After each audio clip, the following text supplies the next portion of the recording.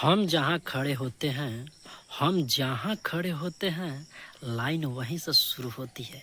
ये हमारा कहना नहीं है, हमारे ट्रेंडिंग स्टार यानी हिट मशीन का कहना है कि हम जहाँ खड़े होते हैं लाइन वहीं से शुरू होती है। हाँ भाई, खेसारी लाल यादव लेकर आ रहे हैं बहुत बड़ा गाना, जो ना गाना का नाम बा डॉलर में।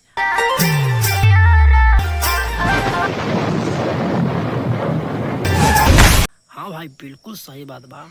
डॉलर में पूरा भोजपुरी के मतलब कि सब कोई के एक टक लागल बा कि खेसारी लाल के गाना कब आई डॉलर में, वही कंगना शर्मा के साथ। हाँ भाई, 110% पे गाना का शूट हो गई बा पंजाब में। हाँ बिल्कुल, पंजाब में शूट हो गई बा।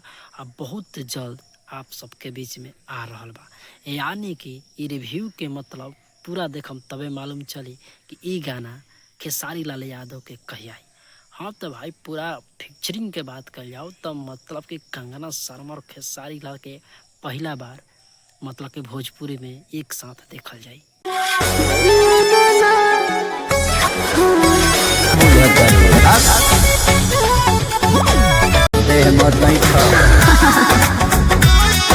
सोशल मीडिया पर खेसारी लाल और कंगना शर्मा के फोटो बहुत वायरल आजकल चल रहा बा। काहे से कि गाना जौन आ रहा बा भाई बहुत बड़ा बजट में आ रहा बा।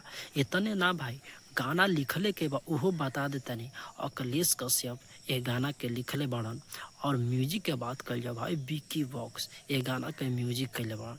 अब ये गाना में आखिर ड्यूट के कैले बा उनको के बता देता नहीं, अनुपमा यादव।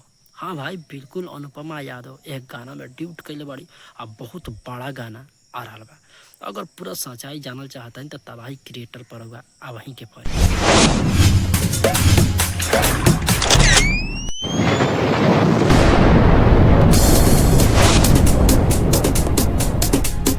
खेसारी लाल और कंगना शर्मा दोनों के गाना मतलब कि 110% बा कि अबे करे।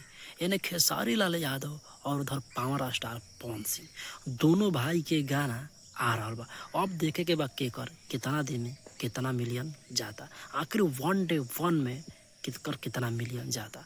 भाई अगर आप भी चाहते हैं खेसारी लाल, अगर आप भी खेसारी लाल यादव का फैन है तो प्लीज़ इस चैनल को सब्सक्राइब कर दीजिए, कमेंट कर दीजिए। और इतने ना, ये गाना का बात बता देने का डॉलर में गाना सच में आ रहा बा। हाँ भाई, डॉलर में गाना सच में आ रहा बा, लेकिन गाना के अगर बात कर दिया जाओगे टाइटल पूरा मतलब पूर्ण रूप से भी खुलासा नहीं के भइल कि आखिर डॉलर ही नाम रही कि गाना का कुछ और भी नाम रही।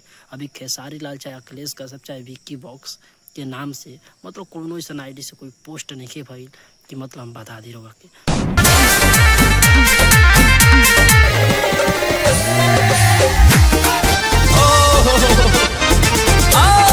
कि गाना कौन टाइटल बा, लेकिन गाना 110% बा कि ई गाना आप सबके बीच में अबे करी 110 पर बहुत जल्द बा। कमिंग सॉन्ग में बा कि हाँ ई गाना खेसारी लाल यादव के कंगना शर्मा के साथ आ रहा बा। लेकिन डॉलर में जौन टाइटल बा ई टाइटल ना हो, टाइटल कुछ और हो सकेला। और ड्यूट में के बात कर जाओ अनुपमा यादव जी के तो शायद हो सकेली, लेकिन कोनो गारंटी भी नहीं कि अनुपमा यादव ही ड्यूट कैलो खियन। कोई और भी सिंगर कर सकता, जैसे खुशी कक्कर, सृष्टि भारती, शिल्पी राज, मतलब कि एमे भी कोनो गारंटी नहीं के। लेकिन इतना बा कि कंगना शर्मा 110% काम कैले बाड़ी। कंगना शर्मा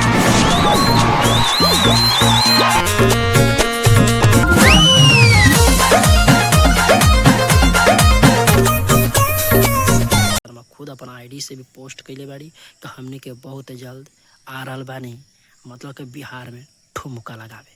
तब भाई ठुमका लगावे जब आ ही रहल बाड़ी तो सब कोई प्यार और सेवा देवे कोई काहे से आ रहल बाड़ी बहुत जल्द लेके बवाल, वो भी रोमांटिक गाना, रंगदारी गाना के साथ।